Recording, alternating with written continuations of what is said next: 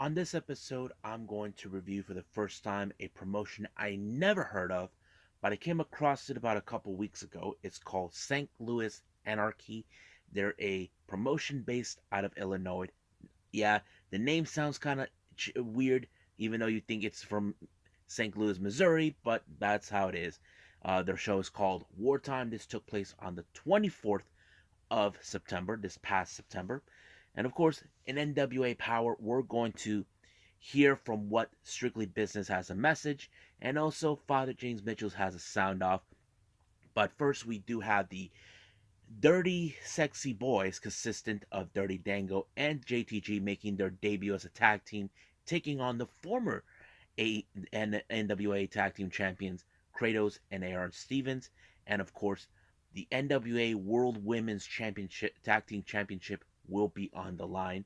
And on AEW Dark, we have 12 consistent matches taking place featuring Kris Statlander, 2.0, Dark Order, Jade Cargill, and many more.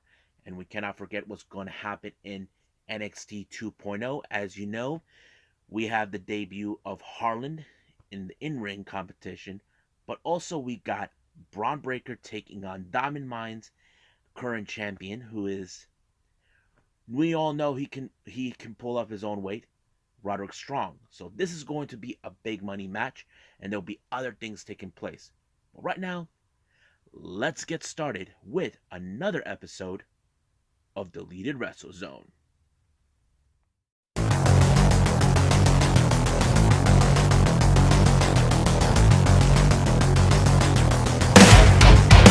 Are you ready? Get up, get up! Get up, get up! Get up, get up! Get up, get up! Get up, get up! Get up, get up!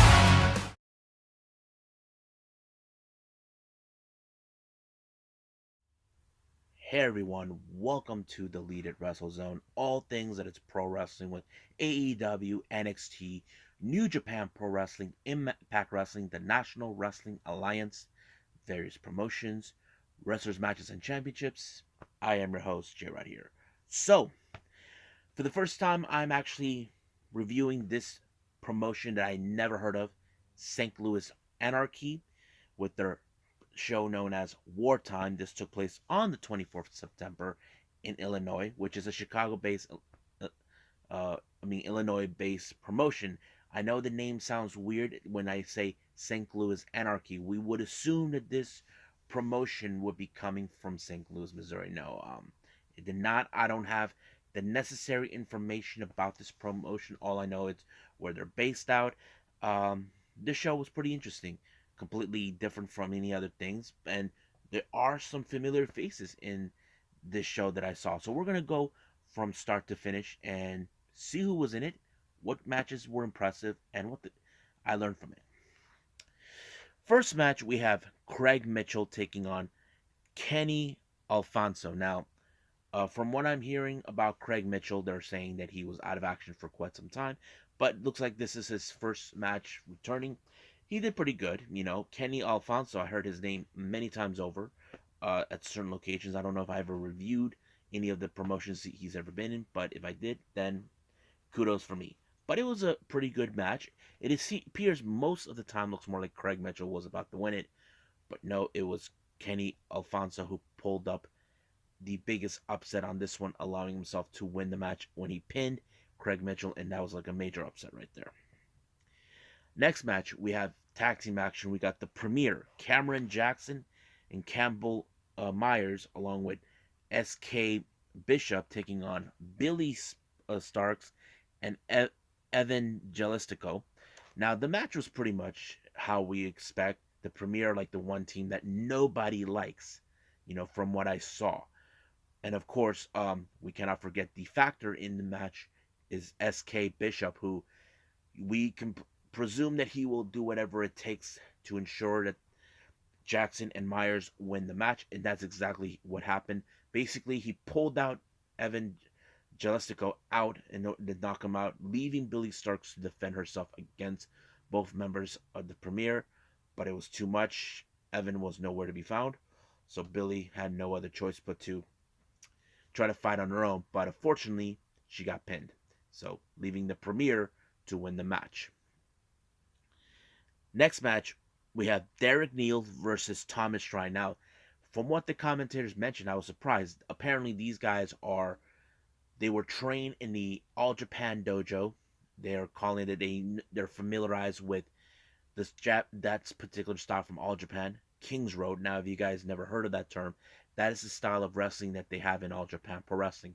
New Japan has Strong Style, Pro Wrestling Noah has the Arc Style, but All Japan has King's Road, and it was pretty good. And then they were calling Derek Neal the King's Road Slayer. Basically, he destroys those who actually train in that particular style of wrestling, and it played out pretty well. This is one of those good matches I enjoyed. It felt like a King's Road match, and fortunately, Derek Neal pulled up the victory when he pinned Thomas Shrine when he pulled off his finisher, and bam, it was over right there. Next up, we got Aaron Williams taking on Davey Vega. Now, Aaron Williams, I've seen him in many promotions before in the past. He's the one guy nobody definitely likes. Davey Vega, I have seen him with many others. He's been around the block. Mostly, I've seen him in AAW. This is one of those matches where Williams, he tries to do what he can to pick up a victory. And every move that he did, it worked. But however, the biggest upset was when Aaron Williams was able to submit Davey Vega and force him to tap out. That was like a big upset from what I'm hearing from the commentators. Next up, we got someone we don't like, or as we say in GCW, F Ohio, Ricky Shane Page, or as we know him, RSP, taking on Gary J. Now, from what the commentators mentioned, RSP was the one who called out Gary J and issued this challenge, and of course, it happened. So anything, but however, you know how RSP is. He's trying to take his sweet time, tried to be smart enough to ensure he doesn't lose this match, but unfortunately, it did not go according to plan for him because from what I see, excuse me, from what I see, Gary J does not play around, and he pinned him completely. Next up, we have a six-man tag team match. Well, it's more like an intergender type. We have the first team known as the Family, consistent of Angela's Lane, Jake Durden, Moonshine Mavich, along with Gray Jovi taking on Christian Rose, a former member of the Family, Bastard Cassidy, and this guy who I mentioned on MLW before, Gnarls Garvin. It was a pretty much like a beatdown brawl where two groups hated each other. It was more like that, but however, it was Jake Bearden who picked up the victory on this one when he pinned Christian Rose on this one. But Christian Rose, who is once time a member of the Family, you can tell that he will get his revenge against them for what they did, but that's another time. Next up, we got someone who we're familiarized with, Matt Fitchett, taking on Warhorse. So it was a good match. It was like really fun. You know, they even tried to outdo each other in this particular match, and I think it was pretty good. But it was Fitchett that put Warhorse out when the submission move to force him to tap out, which he did. So Warhorse, no matter what he tried to do, it didn't work on him. But getting submitted, he had no other choice but to tap out. Now, this next match, this is the Battle of the Behemoths. From what I saw, we have the Heavyweight Hustle, Calvin Tankman, taking on Kevin Lee David, or as they call him, KLD. It was a crazy match, and I heard from what the commentator says, they messed up the ring, basically because of their size. Now, I'm not saying because they're fat. Their size was like shaking the entire building, and I wouldn't expect that, but it was amazing. But however, it was Calvin Tankman that put away KLD, allowing himself to win when he pulled off a really good victory on this one. Next match, we have Everett Connors taking on the American Werewolf, Davey Richards. Now, this is a pretty good match that I like because much of this time, Everett Connors seems like the kind of guy who's playing around. Davey Richards is like the kind of guy who's like, enough with that shit. Get serious. But we all know how Davey Richards is. When he puts you in the ankle lock, either you try to get out of it, or if he got you really good, you tap out. And apparently he put that ankle lock on him multiple occasions, but Connors had no other choice. But well, he didn't tap out; he passed out. But unfortunately, Davey Richards was not pleased with his attitude. He's giving him words of advice. Then stop with this BS. Be a wrestler. Stop playing around. So basically, he was like giving him that tough love attitude, which I like. And I think Davey Richards is one of those guys you definitely could say, okay, you're right. I need to stop acting like a dumb kid and being a wrestler. So hopefully Connors can wake up from that. Now our main event, this is for their championship called Gateway Heritage Championship in a pure wrestling match rule. Yes, guys, you heard me correctly. Pure wrestling match rules in this one in a championship match. This is between Daniel Maccabee taking on Jeremy White. Now, from what the commentators mentioned about Jeremy White, now he currently does not have this title. He held this title during this time when I saw this 1,083 days as a champion. Now I don't know who he lost it to, but I was like, whoa. But this guy set the record for the independent scene, not the major promotion, just to keep in mind. So it was mostly the independents. Now I don't know if anybody has went that long. If there is, that is a great accomplishment for anybody. But however, Maccabee tried everything as possible, but he had no other choice. He pulled too many rope rapes. Jeremy White could barely pull up a sweat, but however, he was able to submit him, and Maccabee had no other choice but to tap out. And um, yeah, but what did I thought about this show? I say it was pretty good matches. I have to say, um, the Calvin Tankman versus Kevin Lee Davidson and Everett Connors and Davey Richards were two of my favorite ones to enjoy. What do I rate this one? I give it an 8. So it was pretty good, but if there's any more of these type of shows, I will review from it. But right now, let's move on with NWA Powerrr.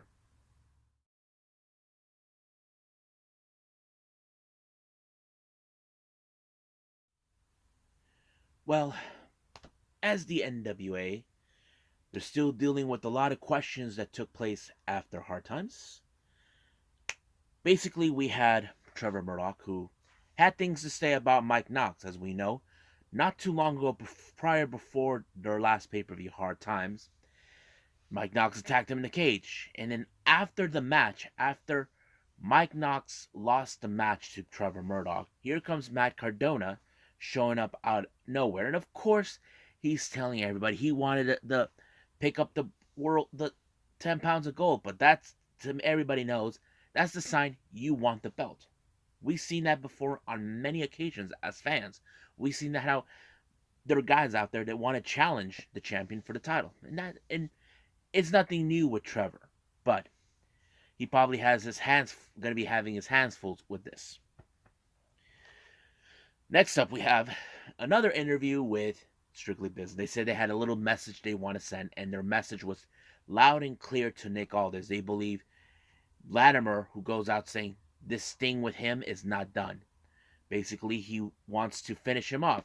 He doesn't appreciate the fact that he teamed up once again with his former tag team partner of the British Invasion, Doug Williams, and he took it personally with him this time, mentioning his wife and his son Donovan. So basically, Latimer is not done. He thinks that Aldis won by cheating. He did not do that, but that's what Latimer says. Now, once again, the conspiracies happen in NWA. They're saying there's a lot of conspiracies going on. First, it was James Storm, then Nick Aldis, now Father James Mitchell's believed that what happened. Now, basically, Judas did not tap out. He did not pass out or anything, but the match was given the match to Chris Adonis. So basically, a lot of unanswered questions. So he basically has a wrath to pay. However, he was interrupted by Sal Rinauro out of nowhere. I don't know what is going on. He's being all, as Johnny Gargano said, all cuckoo bananas. And basically, it's like he's asking to be part of his little group.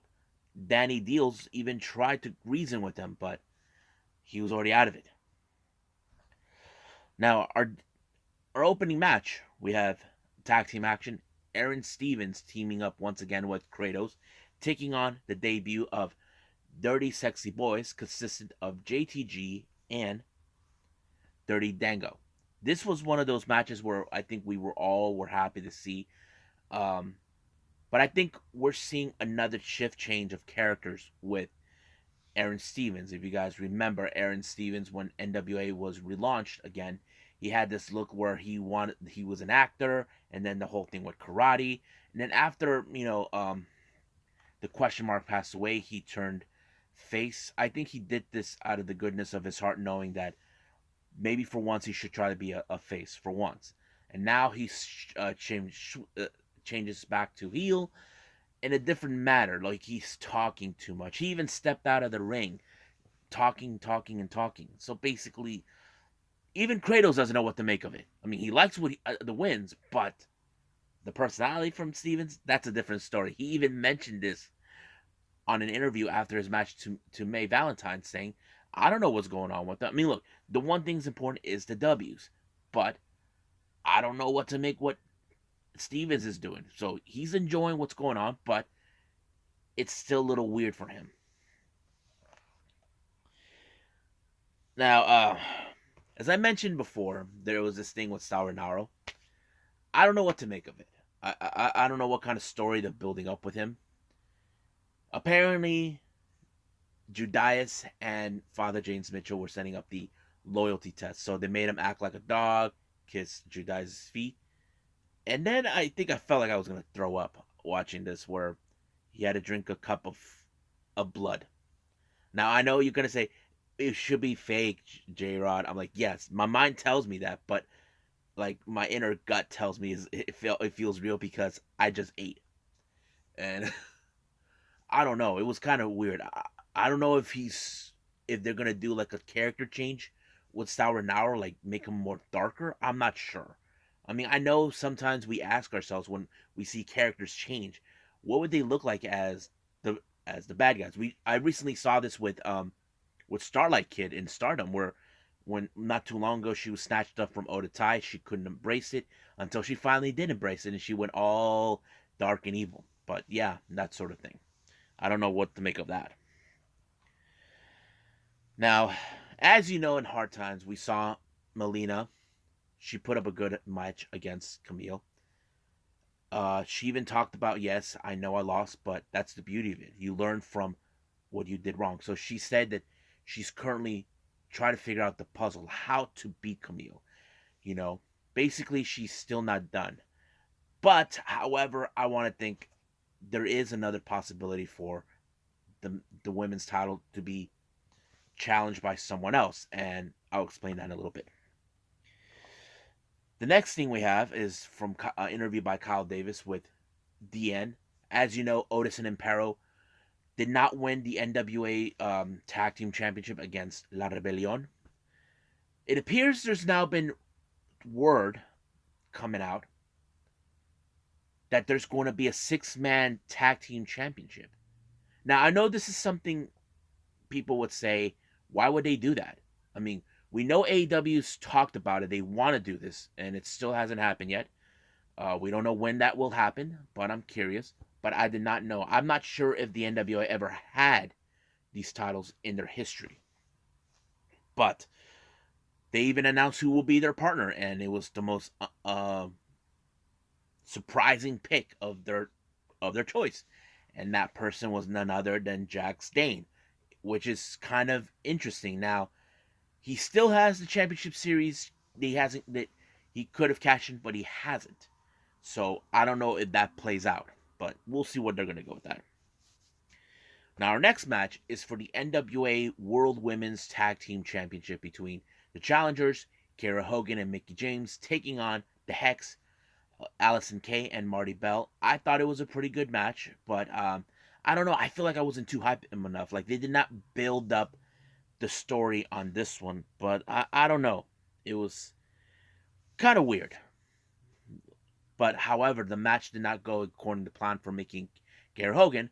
But in the post match, here comes Latimer and Camille trying to get into her face. Now this is where this thing gets into my head.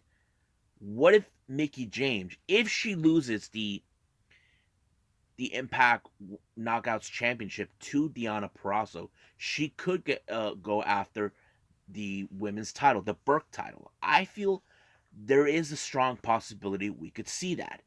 But the real question, this has to be done the right way. Don't know when will that happen, or they'll have Mickie James be like another belt collector, kind of like Deonna Purrazzo is doing right now. But I'm not sure. But anything could happen. Just putting it out there.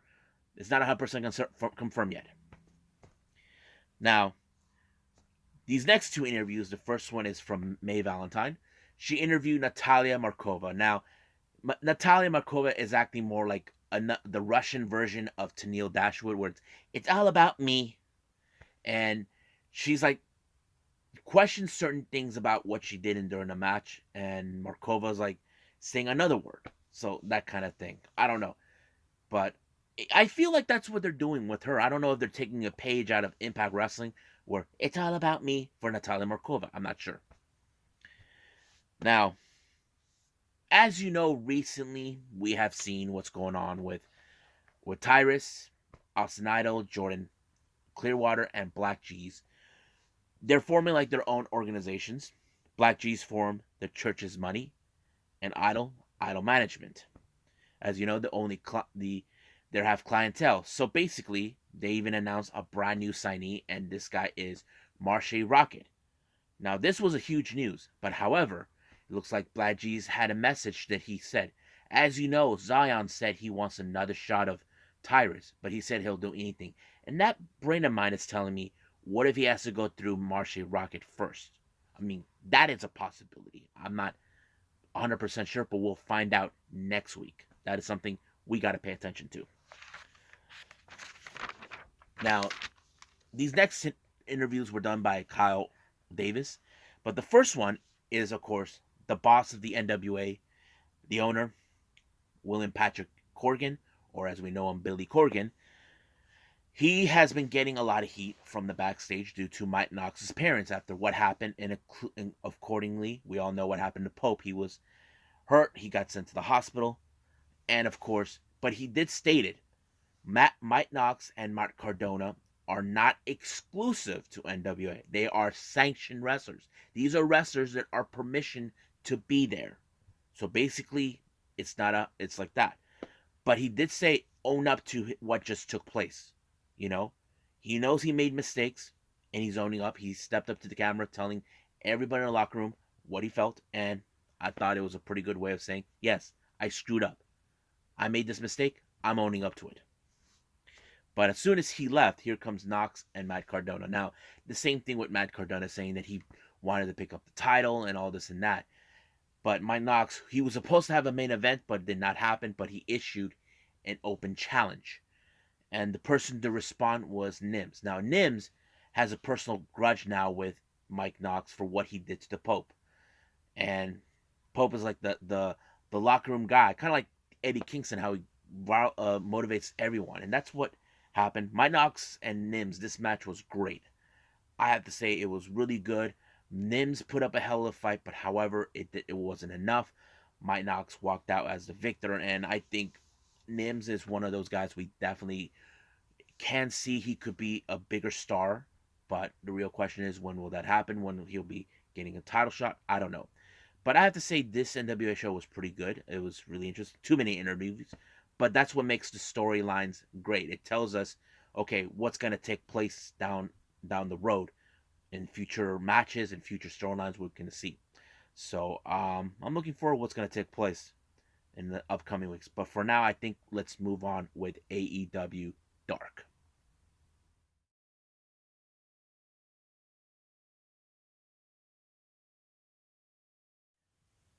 Okay, so let's jump in right now with AEW Dark.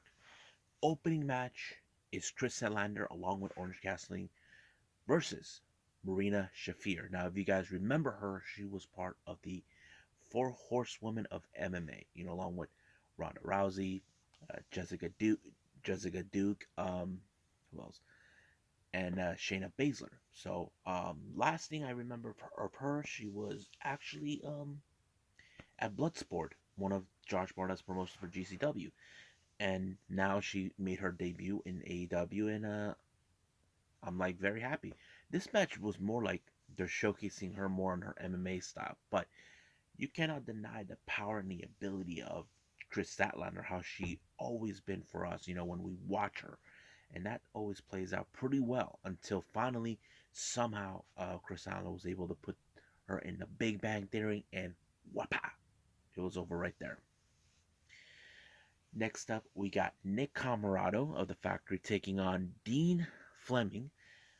You can guess right now, with the power of Nick Comoroto, he won the match. And the next match, this one is one where I'm very excited for. It's Mei Shiruga making her in-ring debut in AEW Dark, teaming with her mentor Emi Sakura, taking on the other student, one of Emi Sakura's proteges, and the first ever AEW Women's Champion, Riho, where she teams up with Anarchy, Ryo Mizunami.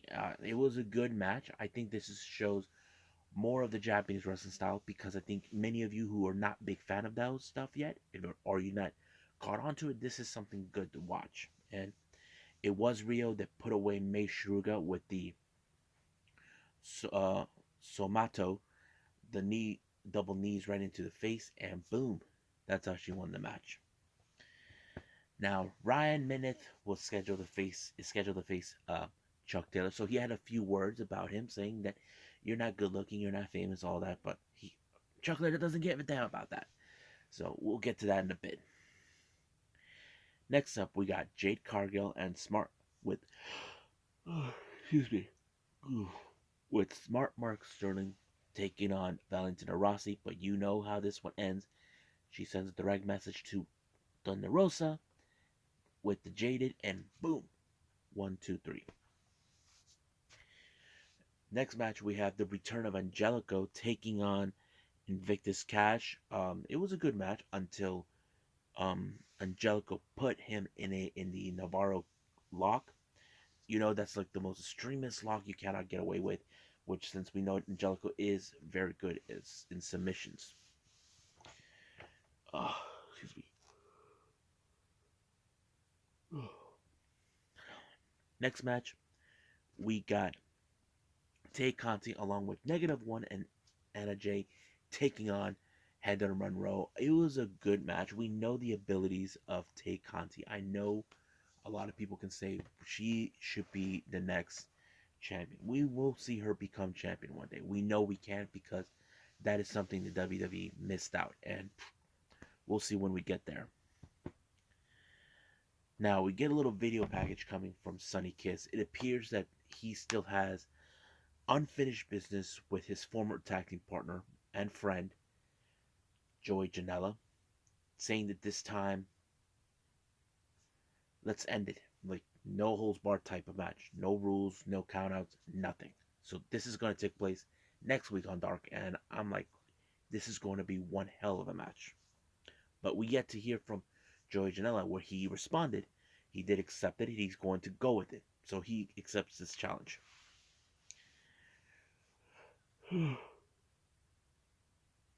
Excuse me. Next up, we got tag team action.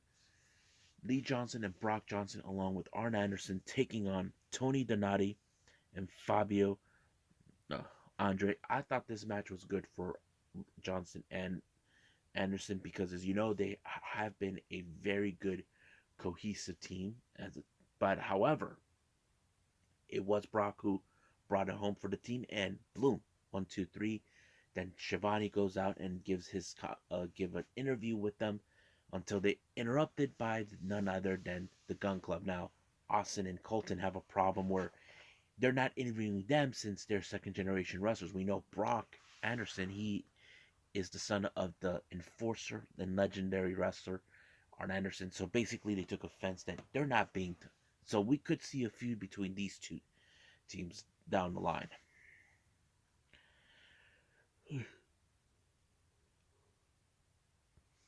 Our next match, we have Ryan Meneth taking on, along with Peter Avalon and Cesar Bononi, taking on Chuck Taylor, being accompanied by Wheeler Yuta. The match was great, and you know this type of match where you see Ryan Meneth thinks that he's a lot more better than Chuck, that he will never succeed, but Chuck has been successful throughout much of his career. But it was Chuck that picked up the victory against Meneth, but Benoni and Adelon did not see it that way, so they tried to give them a beatdown until Freshly Squeezed shows up, giving him the helping hand. Everybody walked out. Like Cesar Bononi still wants to beat him up, but Avalon's trying to be the voice of reason.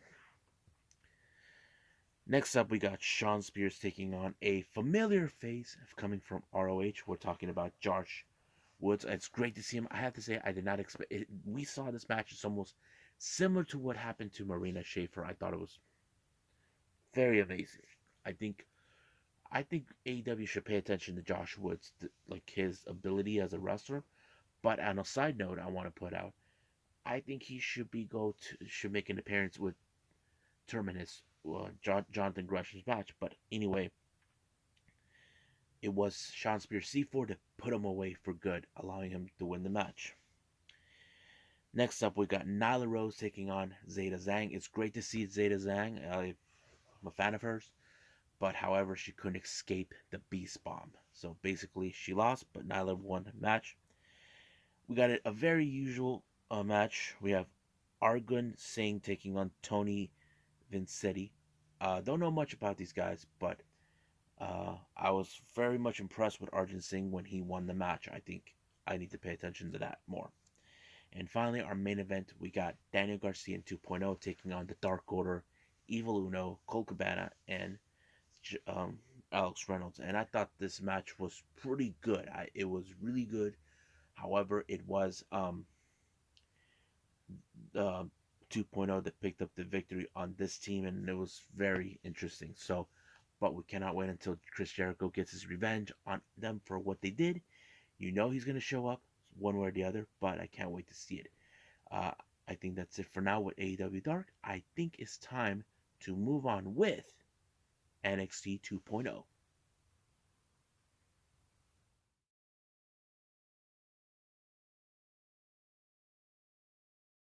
Okay, the last thing I'm going to review is NXT 2.0. Now, before I proceed with the matches, this particular show is more about, to me, the fallout after what happened to Johnny Gargano. As you know, Johnny Gargano was saying his goodbyes, but he was viciously attacked by Grayson Waller, who believes that we don't need to hear this crap. You're done. Get out of here.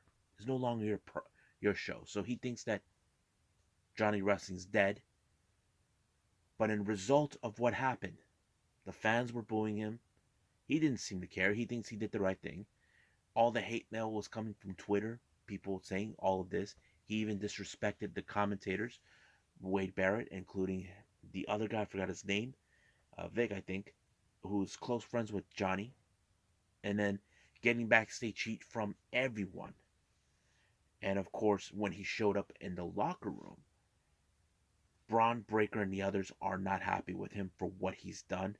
Even if he thinks that he did what was right, that the Johnny Gargano, it didn't give him the right to interrupt his final moment, his final goodbye to the fans of NXT. Grayson Waller didn't think that way, so he thinks that we don't need to hear it. Get out of here. It's no longer your show. But but we know there is one person that most likely can take him on, and that could be LA Knight. But he attacked him viciously and took off with his car. But we'll see what happens then. Our first match is a no holds bar between Cameron Grimes and Duke Hudson. Now this rivalry between them was going on for a long time, ever since the poker game, and then later losing the hair versus hair match in the War Games. This match shows Cameron Grimes, he's no joke. He doesn't play around. And that's exactly what he did when he finally defeated Duke Hudson. He showed him, you know, you can say all you want about me, but I am me. And of course, when he got him with the cave in, 1, 2, 3 was over. He removed the wig, and we finally see what he looks like without hair. Now, as you know, the MVP of the women's war game was Cora Jade. She was cleared to wrestle, and of course, she knows that she could work her way to the top to challenge Mandy Rose. However, Dakota Kai was basically comparing what happened between her and Raquel is the same thing. And of course, everybody were thinking of her she's crazy. So basically, that's what's been going on. We've seen a lot of good segments with NXT 2.0. The most recent one is where Brooks Jensen and Josh Briggs are out in a country concert with none other than Casey Canzaro and Caden Carter. I thought it was like looked more like they were on a double date. I don't know where they're going with this story, but I think it's kind of interesting to watch. Now, as you know, the main event is Bron Breakker and and Roderick Strong. But Malcolm Bivens believes that Bron Breakker doesn't stand a chance against a guy like Roderick Strong. But everybody in Diamond Mine has their own business. Basically, Ivy Nile has her own match. I don't know what the Creed brothers were doing, but we'll get to that in a while. Uh, then we have Lashing Out. As you know, I think I'm enjoying my new favorite tag team, Jacket Time. They gave her the words about what's been going on with the grizzled young veterans, what makes them stylish, that sort of thing. I thought it was a pretty good interview, but it was great. I think it was fun. Our next match is Amari Miller taking on Ivy Lee. Now, Ivy Lee was mostly dominant. Now, there were some moments that Miller did manage to pick up some good moves, but it was still no good, nowhere near Ivy Nile until she put her in that, um, you know, arm thingy around her neck and made her tap out. So that kind of shows us that she could, no time at all, she could get a chance of a shot for the NXT Women's title down the line. Now, our next interview is Zion Quinn. As you know, he is still dealing with Legado and Electra Lopez, but however, he said he has something in his mind. But Robert Stone showed up trying to, don't know if he wants to recruit him, but he was basically ignored. And then all of a sudden, Von Wagner showed up about everything else. I don't know. I feel like they're going to try to build up a story between Robert Stone and Von Wagner. I'm not sure. But we'll see what that happens. Now, we saw recently who is the shaman. It's none other than Riddle. And he's trying to get them back on the track to become NXT Tag Team Champions. And they pull out one of their biggest things inside the bag. And it was a little like a, not skateboard, but more like a scooter type thing. And I thought it was pretty fun. Now, Joe Gacy, as you know, mentioned about the debut of Harlan. I think this was one of those matches where we get to see who he is, but I think this match shows Harlan is the kind of guy who's nuts, crazy, do whatever he wants, but he was able to defeat his opponent, Guru Raj, in every way, but he decided after he beat him, he wanted to beat him some more, and all of a sudden, Harlan was out of control. He even hurt one of the coaches, uh, Brian Kendrick. We don't know the condition yet, but we'll see what happens then.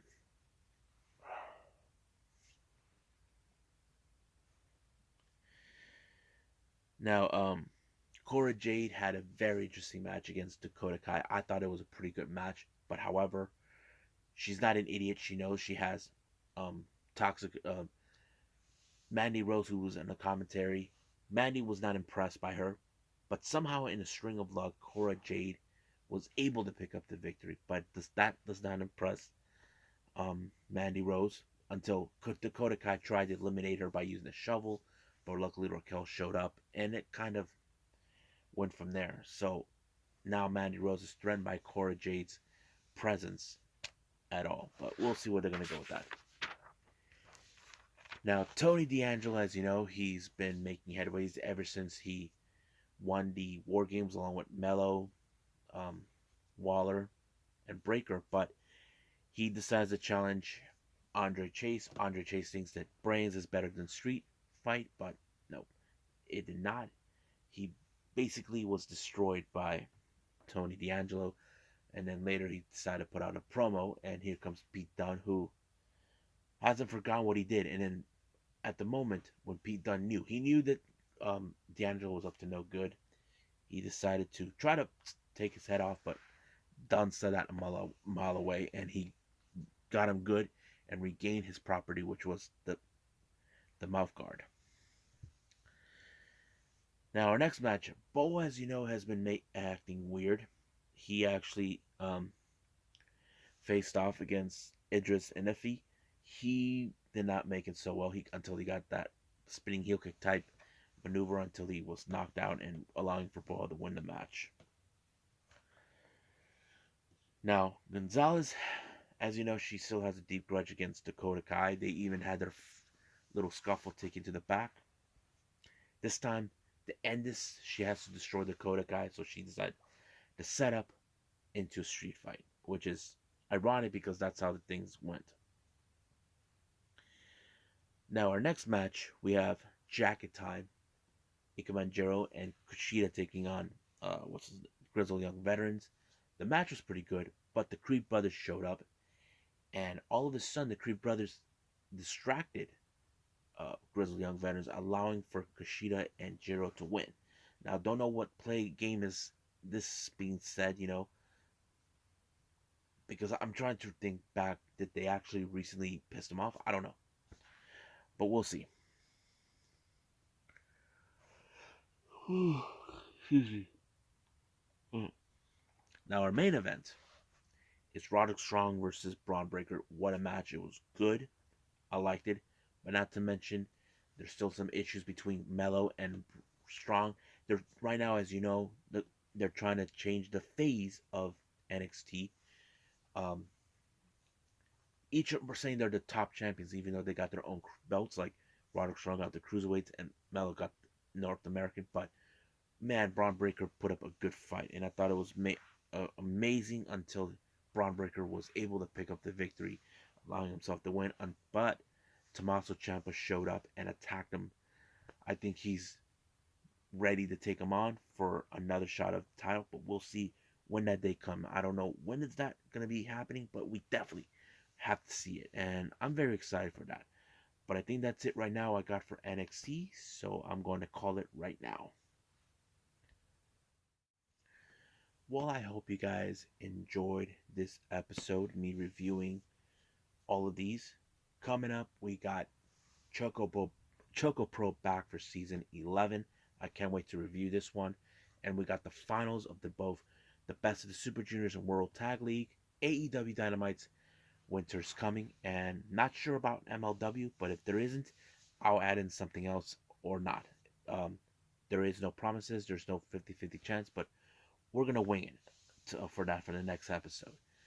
But as you know, I'm a bit tired. I need some sleep. And hopefully everything will be fine for the following episode. But for now, I'll see you guys in the next DWZ time. Same DWZ channel. I must bid all of you adieu. So goodbye. And have a nice day. Bang.